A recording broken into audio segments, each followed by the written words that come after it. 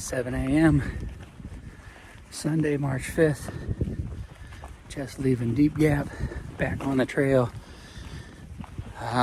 It's a 16-mile push to the first shelter in North Carolina. So I'm gonna go to Plumachard,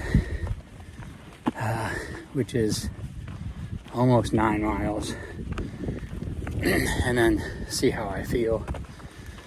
Yesterday was a workout. Did not expect Kelly's Knob to be such a fun climb. So ending the day with that kind of sucked. And then they said, as soon as you get to North Carolina, you climb up again. So I don't know that I want to stretch, after yesterday being brutal and it'll only be 13 miles. I'm not so sure I want to stretch a 16-mile day in today and end it climbing straight up a mountain again. So I think it's going to be 8 miles. That'll put me there, I think it's 11 o'clock this morning, well before noon. Then I'll just set up and start resting, get this weight off my joints and let my knees recover. And hopefully, I might do 8 today and 8 tomorrow. I'll see. But 2 8s might be exactly what these knees need in order to kind of keep me going here, not causing pain, and maybe kind of settle in a little bit. So if you can imagine, climbing uphill again. There's a lot of that. Don't ever watch these videos and somehow romanticize this. It's not like a simple little task where you're like, oh, I'm just gonna go climb some hills. It's not that. There are times it's downright grueling. And if you're the kind of person with the mentality where you can kind of check out and Groundhog Day it, and every day is a new day of the same thing, then you'll be fine. As long as everything holds up at home and your body holds up. Watch where you're stepping. Listen to your body. But if you're one of those like anxious, like first on race day, gotta be there, go, that's a good way to find yourself hurt. I've seen a lot of people already fall off trail. Injuries, twisted ankles, knee problems. Just overall don't want to do the grind. I just try to reset every day, get to that hammock at night, get some sleep, get up and see what the day brings. And that's where we are. And I'll kind of leave you with that. If we get some views, I'll show you. Other than that, no bears so far. Just owls, a squirrel, a skunk, and a deer. Have a good weekend.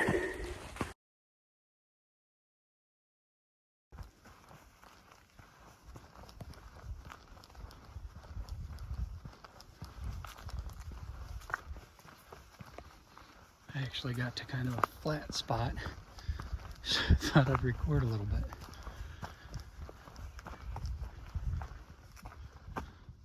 Maybe we will. You're gonna hear me sniffling a lot. That's because in the morning, my sinuses start draining. Which, it's like 50, nope, 44 and windy. So, a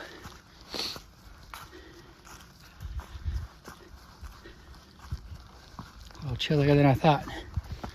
I'm still just out here in my little Appalachian Gear Company t-shirt, but body doesn't feel cold. My hands were cold for a minute, so I ended up putting on my mittens, my convertible mittens, and let my fingers warm up a little bit. And now I'm back to just my trekking gloves.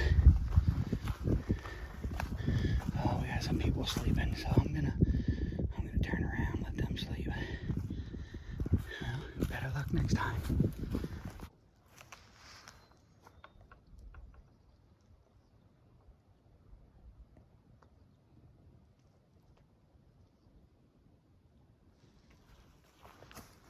Well, just a second ago I had a bird chirping to me and the sun was out and the mountains are over yonder.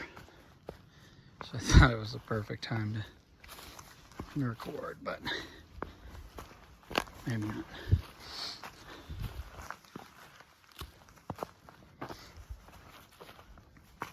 I feel like a broken record about my knee. It's mostly my left knee. And I just keep wondering if this is, I mean, I imagine it's a combination of overuse and not enough rest. But my big question is it something that just, you know, your body gets used to and then that pain kind of goes away? Or is it something that's going to lead to, you know, something bigger? So, yes, I've heard multiple answers on that. You know, some people say they're going to hurt the whole time. And you either learn to just get used to it, or it could potentially go away. I don't know. Ran into a hiker yesterday, 7-0, and he said it's probably the combination of overuse and not enough rest. Kind of the theory that, you know, if you exercise a lot, you're not building muscle while you're working out, you're building it while you're recovering. So in order to heal that, you need to recover. And then comes the question, what's it take to recover that? What's that look like? Does that look like a couple 8-mile days? Maybe. Does that look like a 4-mile day? Does that look like, you know, 2-3 days in town? Like, I guess everybody's different. So I know when I get in town, I thought, because you just, you know, is it muscle tissue? Is it tendons swollen? I have anti-inflammatories. I don't know that they're necessarily doing it, so I wonder if it's like muscle tear, that just pounding protein and maybe some glutamine to help me absorb it would repair that up. Maybe that'll be my next step when I get into town, is to get a little bit of glutamine and pound a bunch of protein and see if that does it. But this is pretty much what stays on my mind. I know a lot of people start thinking about what they want to eat all the time, and I haven't gotten there. You know, I guess without, you know, not eating meat, the only thing I could think I'd really go for is one of those burritos, bean burritos at Chewy's with some red onions on it, as my friends know I love. But even that I can go without. I'm still digging ramen and potatoes. I'm doing all right with that. I see a lake off in the distance. Either that or the clouds are settled way in. You can kind of see that little glimmering thing out there. I don't know. Here, by the end of the day, I should be maybe 5 miles from North Carolina. No, I don't think I'm gonna push on. I'm kind of hoping a couple of days of 8s. Maybe I'll eat a couple protein bars tonight and see if the knee feels a little better in the morning. It's not stopping me. It's just slowing me down a lot, especially down hills. Just walking real ginger on it, and coming downhill is a lot slower, so it's just impacting miles per day, really. And if I could, you know, I think there were times I was doing like 2.5 miles an hour.